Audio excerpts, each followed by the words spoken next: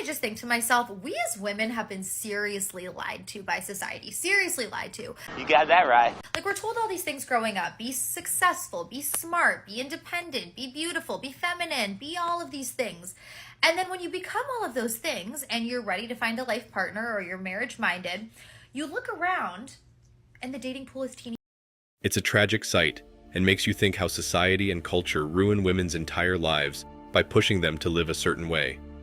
In the video you just saw, we have a woman who has come to the utter and shocking realization that feminism didn't help her all these years. She says she has spent most of her days figuring out physically, mentally, financially, and spiritually healthy enough to be able to afford and take care of a child. We as women like to date up. We usually want someone, we're actually wired this way. We want someone who's our socioeconomic equal or higher. And the men who are equal or higher have a million gazillion options. And guess what? They're in absolutely no effing rush, no rush at all to settle down because they don't have a biological clock. I'm out here living my best life. And actually, a lot of them are afraid of marriage because 70% of divorce is initiated by women. And so it's like handing a chick a loaded gun and hoping that she doesn't pull the trigger and leave with half your wealth and your kids. And so a lot of them. And not only has she taken that time, but she has done the math and it does not work out for her. She has finally realized that she wasted her 20s chasing bad boys and corporate ladders. Now she isn't young enough, as fertile as she was before, or financially stable to undergo another round of IVF treatment because she cannot have a child naturally.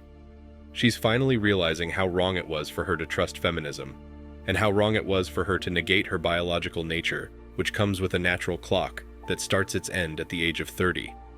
Now, she's in a situation where she just doesn't see any light at the end of the tunnel. She realizes that her influences had been wrong, and that she should have been more mindful instead of blindly following feminist propaganda. She says she's angry at the fact that she had healthy embryos from her ex-husband, but now they're gone too. She's angry at the world for pulling her into a life that has no meaning for her. I'm not gonna lie, don't tell the feminists, but I would rather stay home and cook and clean. I would rather do it. When I tell you I love to cook and clean, just don't tell the feminists. I love to do it, and I love to do it for a man. There's nothing wrong with marriage. God ordained it. What's wrong is the laws that protect women to such a degree that men will be taken advantage of by the court system, even when she is in the wrong. It's hard to enter into what is supposed to be a lifetime contract when one party, the woman, is rewarded for her bad choices. That's just what it's about, guys, isn't it? When we tell women to not do something, they go ahead and do it just to prove us wrong. That's why feminism has worked so well on millions of girls. It massages their egos and makes them feel proud of rebelling against men. Realistically, most men would not date older women if they could objectively evaluate them, determine their genuine value, and realize they are getting a bad deal. This explains why men are so often restrained by, and prevented from thinking properly by shame. I want you to know that women simply cannot handle a man who doesn't care about shame and always acts according to his own wishes. Until men stop caring about what other women think of them in public, they will continue to experience the shame that has been created to prevent them from quitting their relationships with older women. Women well over the age of marriageable capacity and who have not given birth are therefore hopeless. Men shouldn't be held responsible for that by society. If anything, the responsibility is on feminism, or more specifically, the radical kinds of feminism that suggest women might live their entire lives without men. An average woman wants a tall, handsome, wealthy, and attractive man. However, she typically fails to work on and improve her inner beauty, her personality, and character. In the end, what is on the inside ultimately manifests on the outside, and 99% of the time, this results in an entitled and ungrateful person who is self-centered and demands that the man grant her every wish for the rest of his life.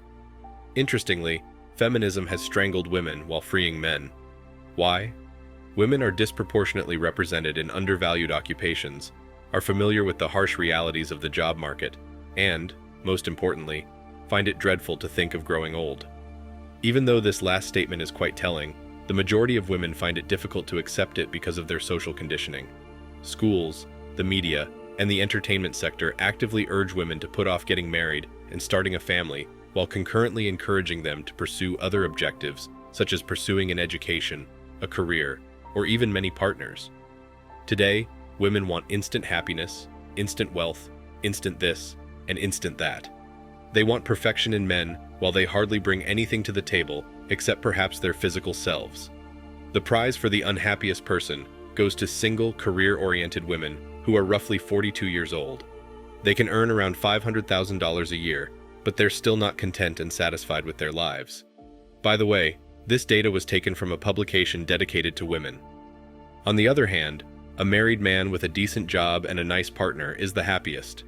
Furthermore, according to the same article, a married man aged 39 with one child, a wife who works part-time, and a household income of between $150,000 and $250,000 is the happiest person.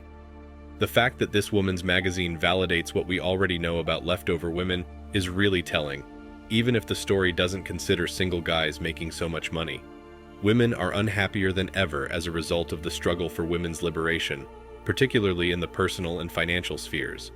Modern women are free to express their opinions on the intimacy revolution, prostitution, and their freedom to be stigma-free. Modern women who chose a profession in school over getting married are obnoxious, intolerable, and poor dating candidates since they are so predictable with their thinking. They've been given the myth that they can climb the corporate ladders in their 20s, have a successful profession, have several guys hit on them, and finally settle down in their mid-30s, even though they believe that this helps them have respectable savings and know themselves better. The truth is different, though. Even honorable women are aware of this terrible reality and openly admit that they prefer being correct and domineering to being happy. The remaining women delay having children, like imposing their ideals while spreading the gospel of tolerance and freedom, and feel oppressed simply for being female. They rarely acknowledge the fact that being a woman is far more advantageous than being a man. Working their way up the corporate ladder until their 40s, modern women did everything they could to capture and possess the essence of power they believed would make them happy. However, they only realized much too late that they had a natural need to nurture families, settle down, have loving relationships with men, and become good mothers. They can't even admit that they should have followed the rules and lived in line with their feminine nature now that they've been saturated with feminist philosophy. Women overspend, live paycheck to paycheck, and have so much emotional baggage that their ability to attach as a couple is permanently lost. They turn to antidepressants and other legal drugs like alcohol and cigarettes when they are in their mid-30s and early 40s and have trouble finding a man who truly wants them as a mate. However, this does not imply that men pay them no attention. Some males will thirst for any woman out there, no matter what sort they are. She becomes more manly the more marriages and children she has. If I had to sum up how the remaining women think, I'd say ideology triumphs over biology. They ridicule guys, demonize them, and treat them with total disdain. Here are a few additional facts in case they still need them. When women have over 10 intimate partners, their desire to get married to a man is little more than a last-ditch effort. Pair bonding is virtually impossible, and research indicates that she probably contains DNA from several guys. And so, as you saw in the video at the beginning, modern women have started to realize that there's more to life than chasing bad boys and corporate ladders. There's more to life than being independent and trying to live life like a man, only to realize that they're going against their nature as nurturers and care providers for families.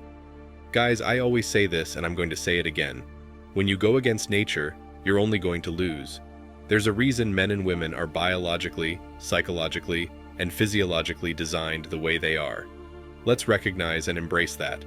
Thanks for watching Man Reacts.